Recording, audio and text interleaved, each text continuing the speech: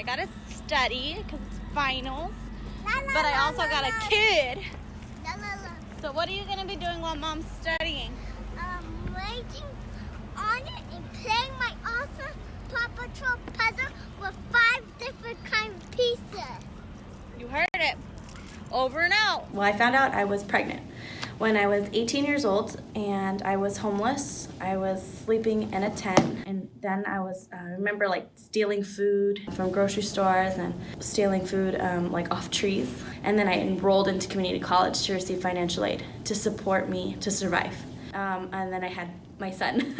After I had my son, my life just continued to change for the better. I fought with everything that I had to get out of the situation that I was in and figure out different ways to support myself and my son. I entered the workforce for my first time at 19. I worked like I was surviving. By the time I was 21, I was a store manager, and then by the time I was 22, I was making $25 an hour. I finally got myself up and rolling. I learned how to drive. I just bought a car and learned how to drive on my own. And it was very hard, all of those experiences, being a single mom and having to navigate childcare systems, the state system, figuring out support. How am I gonna get to work? It wasn't until February that I found out I was gonna apply to USC. I didn't even think I was capable of going to this university because it was private. Everybody around me doubted the capabilities that I had, really discouraged me from seeking higher education. So I took a chance.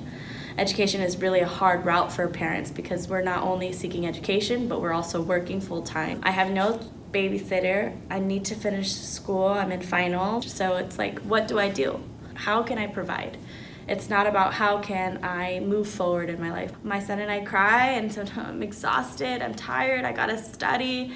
You gotta give mom a break today, As a single mother and being a young mother, you have to have that communication. And maybe that's not fair to that 5-year-old, but it's the reality of what we're living in.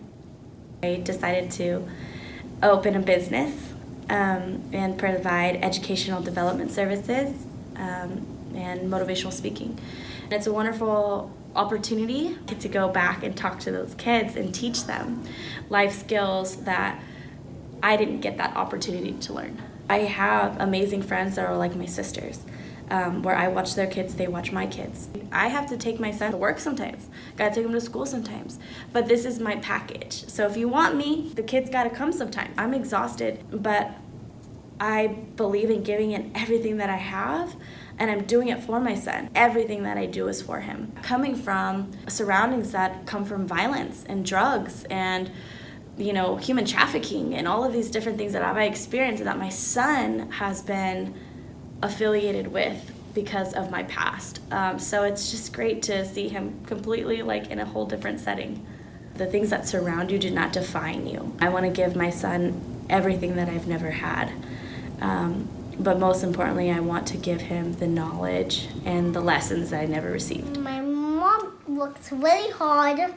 My mom works at USC, and I love her.